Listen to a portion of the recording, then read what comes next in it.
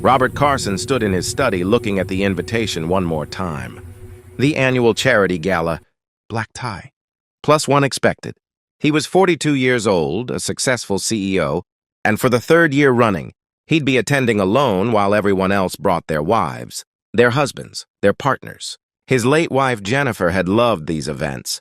She'd been gone for 3 years now, taken far too soon by an illness that had moved through their lives like a storm. Their daughter Lily had been only 3 years old then. Now she was 6, with her mother's brown hair and thoughtful eyes. Robert had tried dating. Well-meaning friends had set him up. Professional matchmakers had called, but nothing felt right. He couldn't bring himself to introduce Lily to women who might not stay, who might leave another hole in her young heart. And honestly, he wasn't ready himself. The grief had settled into something manageable. But his heart still felt closed. Like a door that had been locked for so long he'd forgotten where he'd put the key. Still, this gala was important. His company was the main sponsor. Showing up alone again would mean another evening of pitying glances and awkward conversations about his personal life. That's when his assistant Margaret had mentioned the service. Professional companions for events. No pretense of romance. Just someone to accompany you to functions where being alone felt like wearing a sign that said incomplete. Robert had hesitated. It felt artificial, somehow dishonest. But Margaret had been gentle in her explanation. It's not about pretending anything, Mr. Carson. It's just about having someone there who understands that. Sometimes we need a little support to get through difficult social situations. Think of it as hiring someone to help you through an evening, the way you'd hire someone to help with any other professional need. So he'd made the call. The service had been professional, discreet.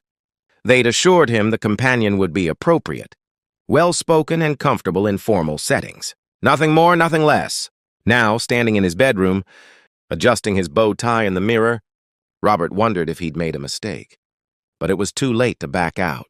The doorbell would ring any moment. "Daddy!" Lily's voice called from downstairs. "Someone's here!" Robert took a breath and headed down the curved staircase of their home. Through the tall windows, the evening light was turning golden, casting warm shadows across the marble entryway. When he reached the bottom of the stairs, he saw his daughter standing near the door in her favorite pink dress, the one with the tulle skirt that made her feel like a princess. She wore small white bows in her hair. She'd insisted on dressing up because Daddy's friend is coming, and standing in the doorway was the woman from the service.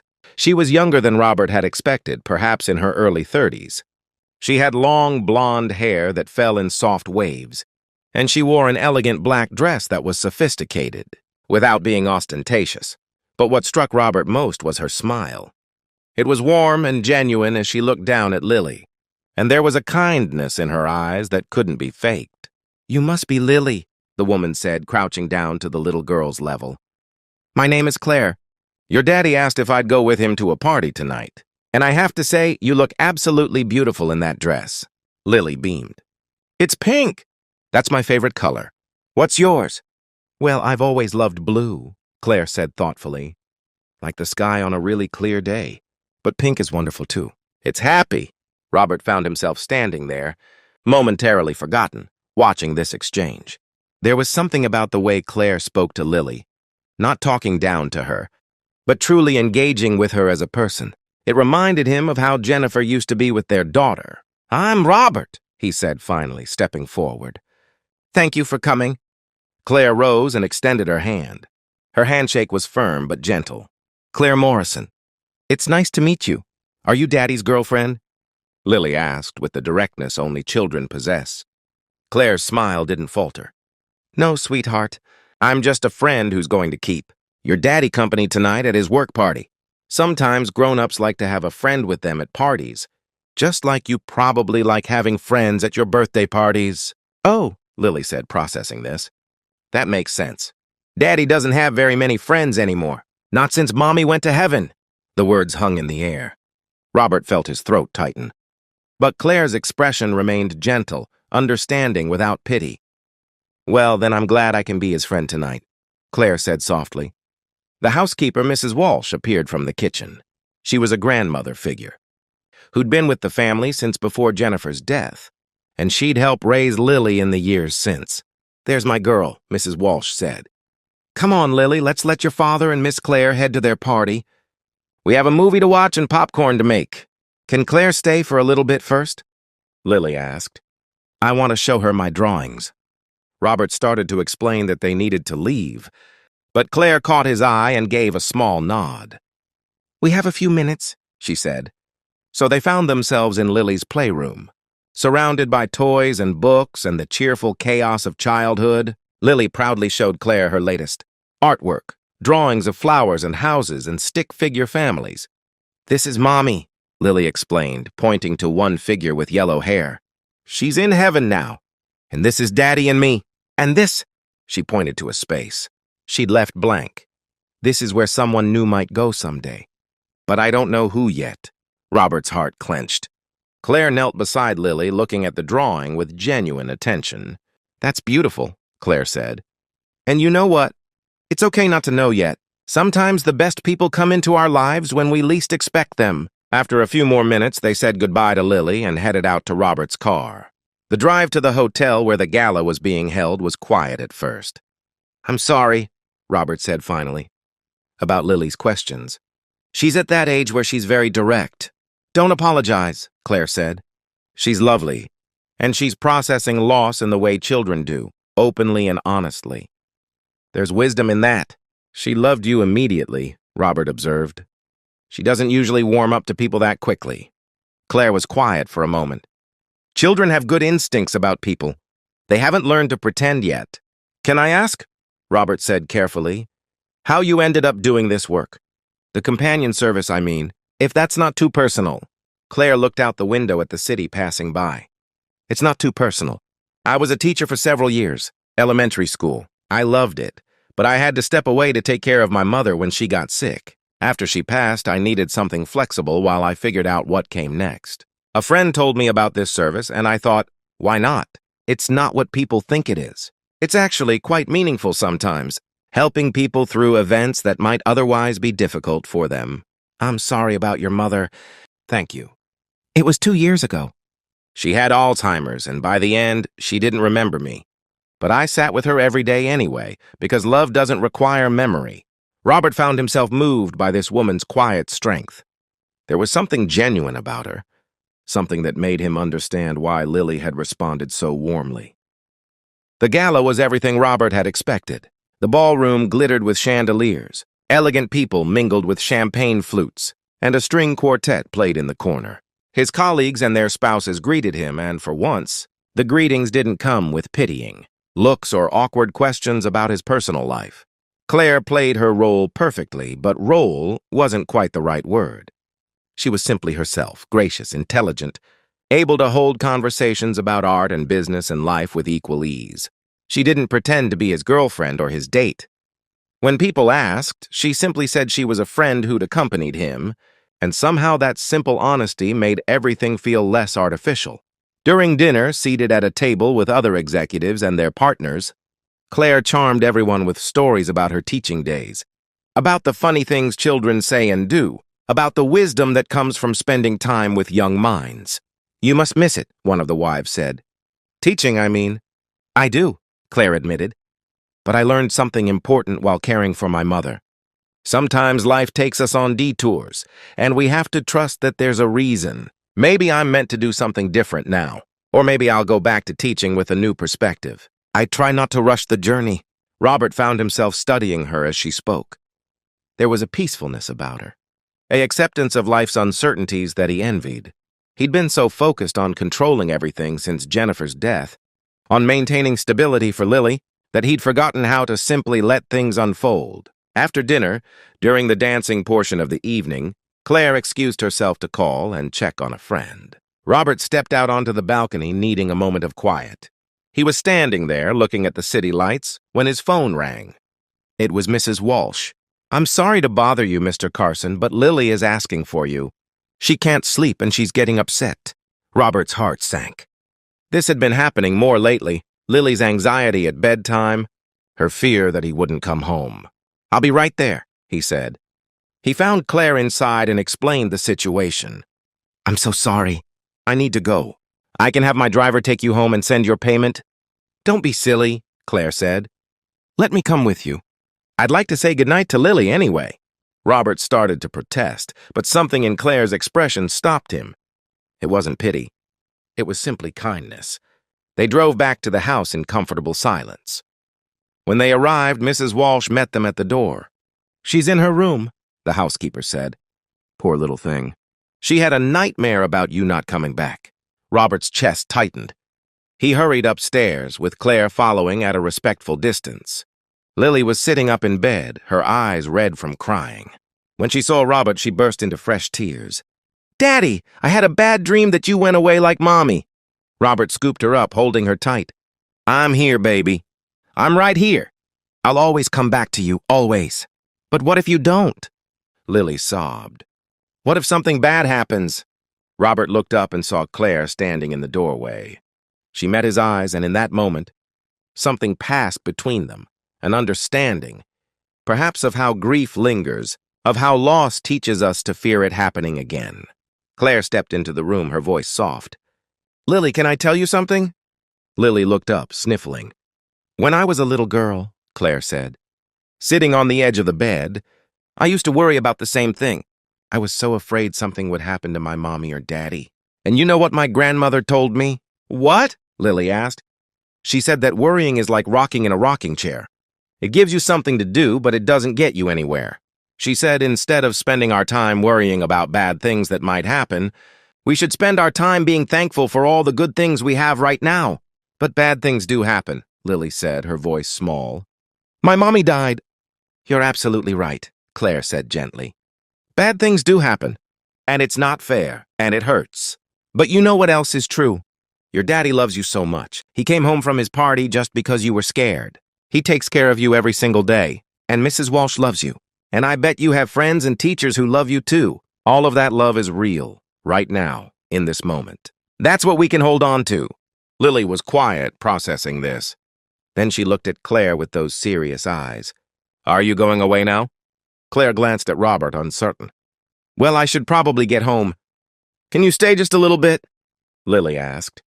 "Until I fall asleep, please?"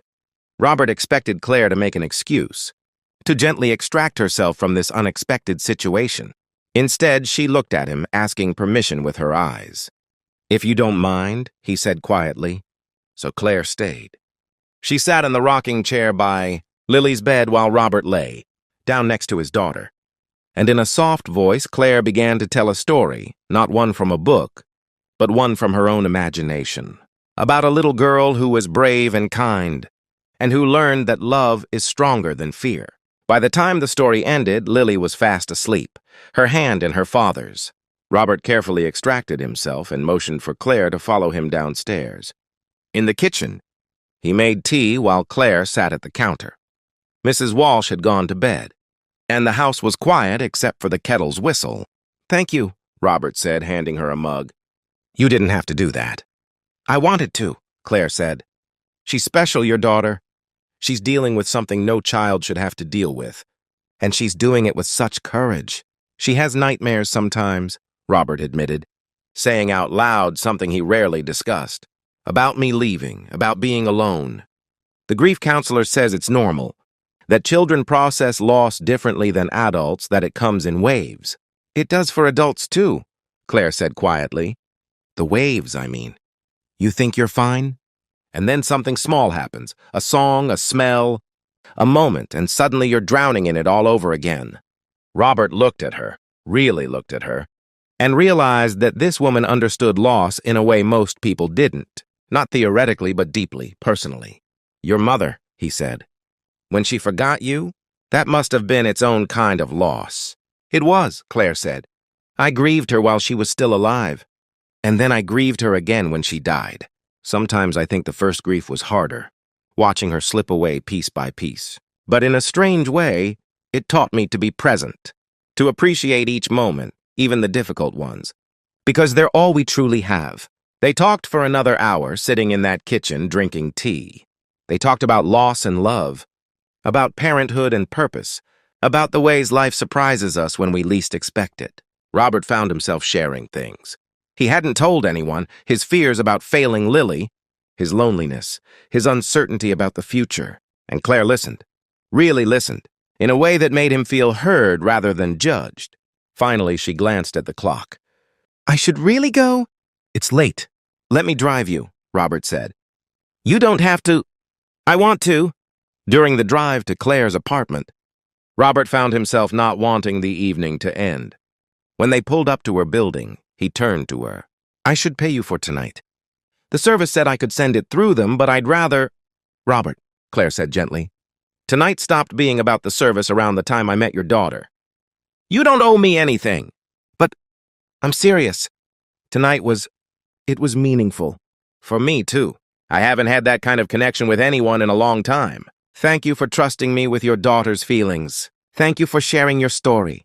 She reached out and squeezed his hand. Just for a moment, and then she was gone, disappearing into her building before Robert could protest further. He drove home in a kind of daze, his mind replaying the evening. When he got back, he looked in on Lily, who was sleeping peacefully now. And he realized something had shifted inside him. Like a door he hadn't known was closed, had opened just a crack. The next morning, Lily was at the breakfast table, pushing her cereal around her bowl when she looked up at Robert. "Daddy, can Claire come back?" "She's probably very busy, sweetheart." "But I liked her. She was nice. And she made me feel better when I was scared." Robert knew he should explain that Claire had been hired just for the party, that it was a one-time thing. But instead, he found himself saying, "I liked her too." "Can she stay forever?" Lily asked with the simplicity of childhood, where everything seems possible and nothing is complicated. "Forever is a very long time, sweetheart." "But could she come visit? Could we see her again?" Robert thought about Claire's kindness, about the way she'd stayed when she didn't have to, about the conversation that had stretched into the small hours of the morning. "Maybe," he said. "Let me see what I can do." He called the service first to settle the bill. But when he asked if they could pass along his contact information to Claire, they were apologetic. "We can't give out our companion's information, but if she wants to reach you, she's welcome to." Robert felt a strange disappointment. He'd missed his chance. But that afternoon, his phone rang with an unknown number. "Robert?" It was Claire's voice. "I hope you don't mind. I got your number from the information you provided to the service. I wanted to check on Lily. How is she today?" And just like that, they were talking again. About Lily at first, but then about other things. Claire mentioned a new art exhibit at the museum. Robert mentioned that Lily loved art. Claire said she'd love to take Lily sometime, if Robert was comfortable with that. And Robert found himself saying yes. That first museum visit turned into others. Claire would come by on Saturday afternoons, and she and Lily would paint or draw or read together.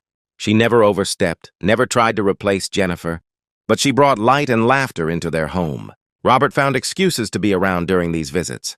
He'd work in his study with the door open, or he'd suggest they all get ice cream afterward. And slowly, over weeks and then months, something grew between him and Claire. Not rushed or forced, but natural, like a plant growing toward sunlight. They took things slowly, so slowly. Robert needed to be sure this was right for Lily. Claire needed to be sure. Her feelings were genuine. They went on actual dates, dinners, walks, quiet conversations. And each time, Robert felt that door in his heart opening a little wider. One evening, 6 months after that first gala, Robert and Claire were sitting on his back porch while Lily played in the yard, chasing fireflies in the gathering dusk. "I need to tell you something," Robert said. Claire looked at him, waiting. "When I called that service, when I asked for someone to accompany me to the gala, I was just trying to get through one difficult evening. I never expected this. Any of this." "Neither did I," Claire said softly. "But here we are. And I find myself thinking about you constantly. About your laugh, about the way you are with Lily, about the conversations we have. I haven't felt this way since Jennifer, and it terrifies me." "Why does it terrify you?" "Because I lost her. Because I know how much it hurts. Because I'm afraid of loving someone and losing them again." Claire took his hand. "Robert, I can't promise you that nothing bad will ever happen. Life doesn't work that way, as we both know too well. But I can promise you that I'm here now, in this moment, and I care about you and Lily more than I ever expected to. We can choose to be afraid of what might happen, or we can choose to be grateful for what we have right now.